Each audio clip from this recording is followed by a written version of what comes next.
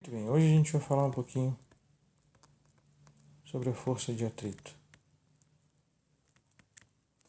Muito bem, vamos iniciar definindo o que é isso. Força de atrito é, se a gente fizer um pequeno modelo esquemático aqui, eu tenho aqui um corpo em cima de uma superfície. A gente sabe que se você aplicar uma força F aqui nele, esse corpo pode entrar em movimento ou não. Esse momento, essa situação dele entrar em movimento ou não, é que a gente começa a entender sobre a força de atrito. Porque se ele entrar em movimento, nós temos aqui então uma situação de movimentação normal. Se ele não entrar em movimento, pela terceira lei de Newton, tem que ter uma outra força, uma força de módulo igual, mas de sentido contrário, que vai segurar esse corpo.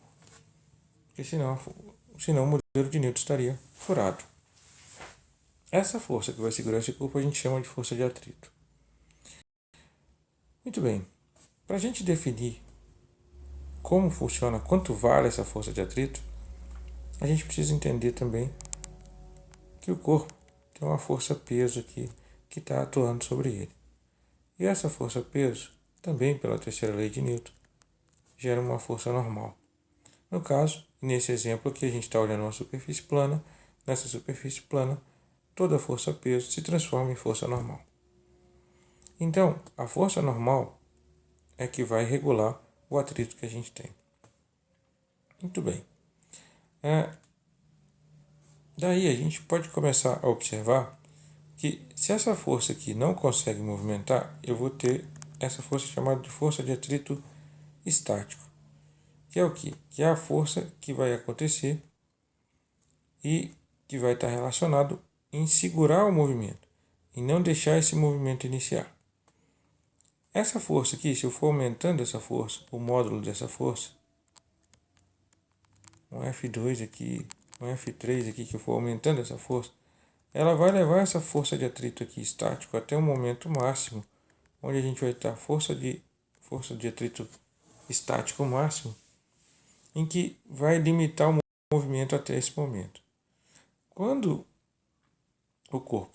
a gente chegar nessa força, quando a gente passar dessa força, ele vai se modificar para um modelo de força de atrito cinético. Vamos dar uma olhada primeiro nessa parte aqui. Vamos olhar essa parte. Como a relação é direta entre a força de atrito estático e a normal, a gente vai partir da seguinte formulação. Força de atrito estático é o μ é o coeficiente de atrito estático vezes a normal, certo? Em especial, a força de atrito máxima vai acontecer exatamente nesse caso. Espera aí, acho melhor voltar aqui para a gente entender o negócio.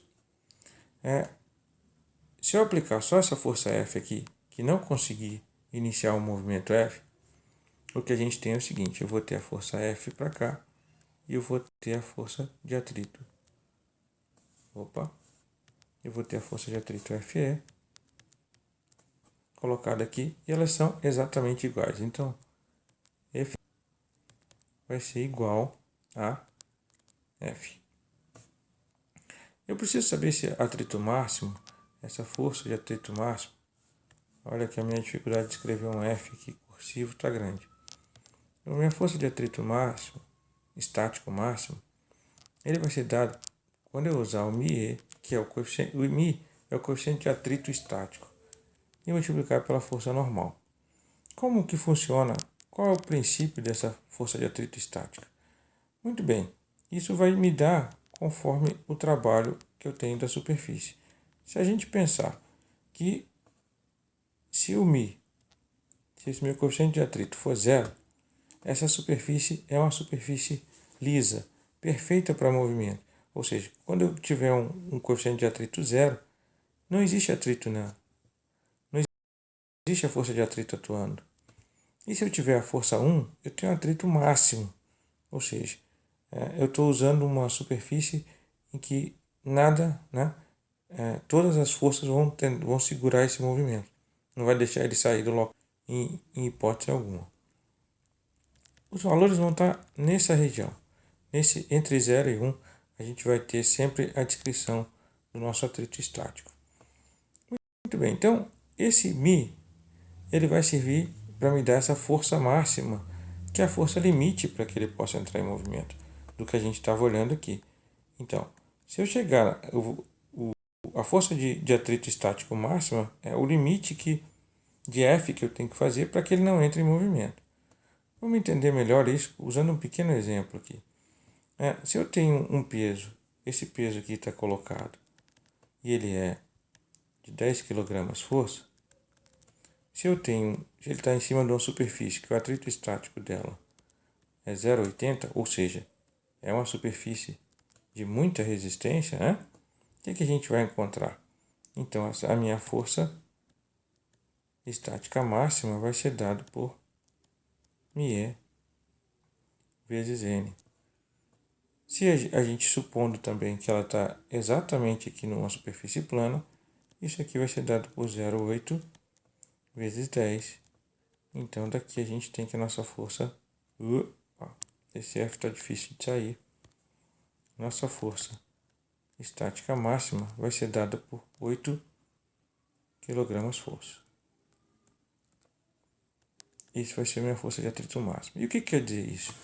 Quer dizer que se eu quiser pegar esse corpo que pesa 10 kg força, nessa superfície, vou precisar aplicar pelo menos uma força de 8 kg força para que ele entre em movimento. Ou seja, esse meu F1, essa minha força F aqui, tem que ser no mínimo de 8 kg força para que ele entre em movimento. Muito bem. Com essa informação, a gente vai conseguir analisar também o segundo caso. Que uma vez que o corpo, esse nosso corpo aqui, sair do atrito estático, ou seja, aqui a gente continua tendo o nosso peso, aqui a gente continua tendo a nossa normal, e eu tenho uma força F aqui que está atuando. Se ele entrar em movimento, ou seja, se ele entrou em movimento aqui e entrou no movimento uniforme, o que pode acontecer aqui? O que tem que acontecer é que eu vou ter um atrito cinético aqui, um Fzinho cinético, uma força cinética que vai fazer com que ele continue tendo uma resistência, né? Então, esse atrito cinético, eu também vou ter um μ, só que agora é um cinético, que vai me dar a relação que a gente vai ter aqui dos dois. Esse atrito cinético, ele só acontece quando eu estou em movimento. E ele também vai na mesma coisa, que a minha força de atrito cinética vai ser dada por esse μ cinético vezes a normal. Ou seja, ele varia conforme a força de atrito, que vai ser fixa pela superfície, e a normal que a gente tem colocado. Um exemplo que a gente possa falar disso. Se eu tenho, de novo, aquele mesmo peso de 10 kg força, certo?